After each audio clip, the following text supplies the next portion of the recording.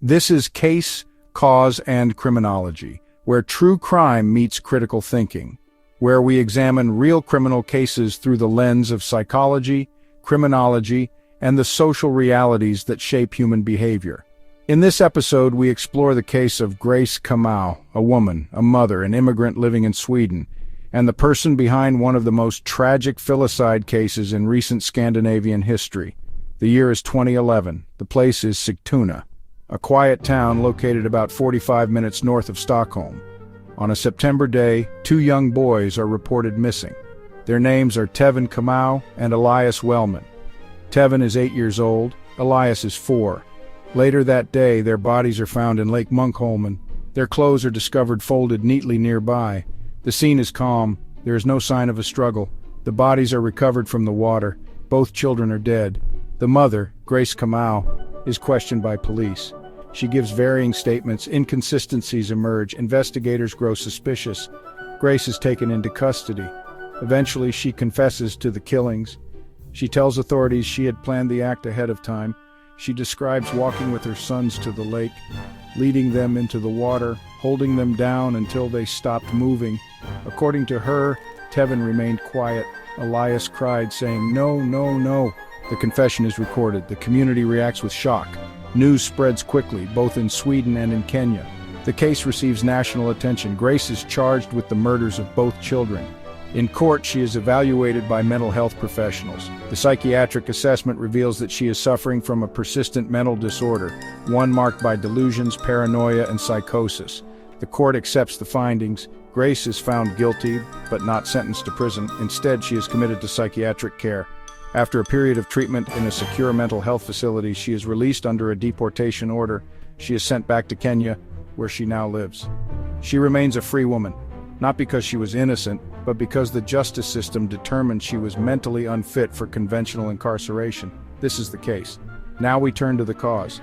Grace is a Kenyan-born woman. She migrated to Sweden and settled in Sigtuna. She lived with her children. The boys were of mixed heritage. One had a Swedish father. Grace's life in Sweden was described as quiet. There were no police records, no public outbursts, no domestic complaints on file. Over time, her mental health began to deteriorate. According to court reports, she became increasingly paranoid. She began hallucinating. She believed her children were in danger, not from any person, but from some overwhelming force. She started interpreting ordinary events as warnings. She withdrew. She stopped reaching out, and then she made a plan. Filicide, the act of a parent killing their own child, is rare, but it is deeply studied in forensic psychology and criminology. Experts identify 5 types. 1. Altruistic filicide, when a parent believes the child is better off dead. 2. Psychotic filicide, where hallucinations or delusions drive the act. The other 3 are unwanted child filicide, spouse revenge filicide, and accidental filicide. These happen through escalating abuse. Grace's case appears to fall into more than one category. Psychiatrists diagnosed her with a psychotic disorder. Her own words suggest she believed she was saving her children from suffering, which also reflects the altruistic type. Filicide is almost never impulsive. It's often preceded by a decline in mental health, a buildup of internal strain, and an eventual psychological break. Most perpetrators are dealing with untreated psychiatric conditions. In this case, Grace's illness was chronic. It had progressed for some time before the act. From a criminological perspective, strain theory offers insight. Strain theory suggests that people under persistent pressure, especially when unable to achieve personal goals, may resort to deviant behavior. Migration introduces significant strain. For some, it includes cultural isolation, language barriers, loneliness, and a loss of identity. Grace, like many immigrants, may have faced these pressures without support or recognition. Social isolation is another contributing factor.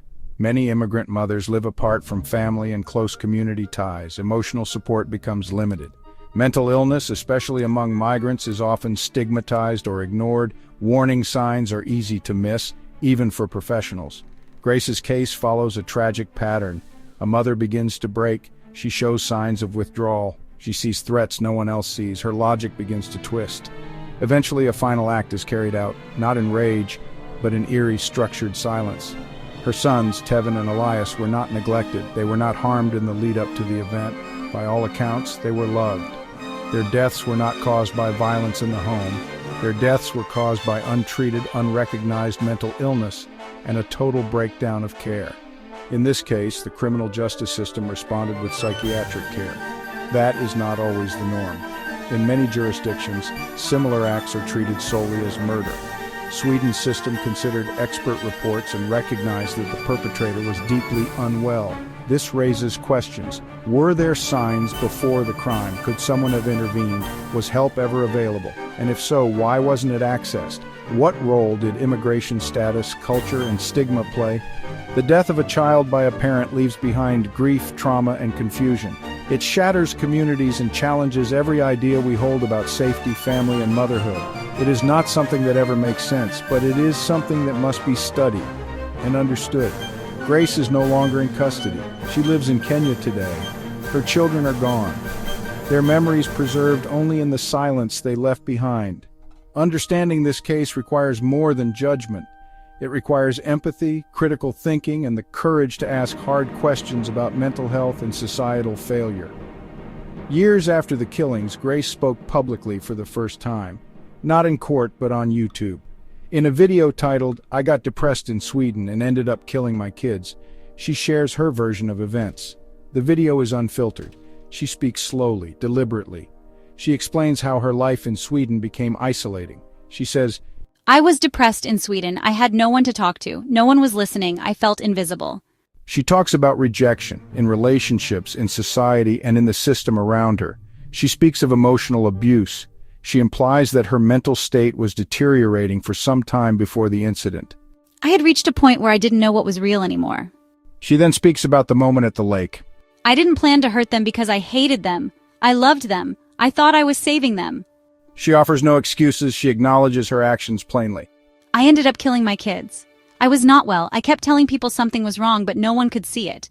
This interview is not a legal defense. It is not a request for forgiveness. It is an attempt to be understood, to tell a version of the story that only she can. For some, this is disturbing. For others, it offers insight into a life collapsing silently. For everyone, it raises a final question. How do we listen when someone tells us they are breaking? Telling stories like this comes with responsibility. True crime is not entertainment, it is tragedy. Behind every headline is a life lost and often another shattered. Grace was convicted. Her guilt is known. Her children were innocent. Their deaths are irreversible. Yet she was also deeply mentally ill, diagnosed, documented, disconnected from reality. This does not excuse her. It does not absolve her, but it does ask us to look beyond the act and examine the system's silences and blind spots that allowed it to happen.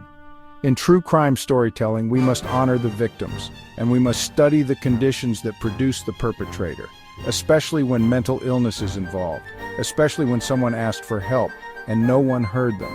We tell these stories not to sympathize, but to understand, because understanding is the first step toward prevention. This is Case, Cause, and Criminology, real crime, critical thinking for minds that ask why. If this episode challenged you or left you thinking, share your reflections in the comments. Subscribe for more episodes that go deeper than headlines, into the psychology, sociology, and human context behind every crime. Thank you for watching.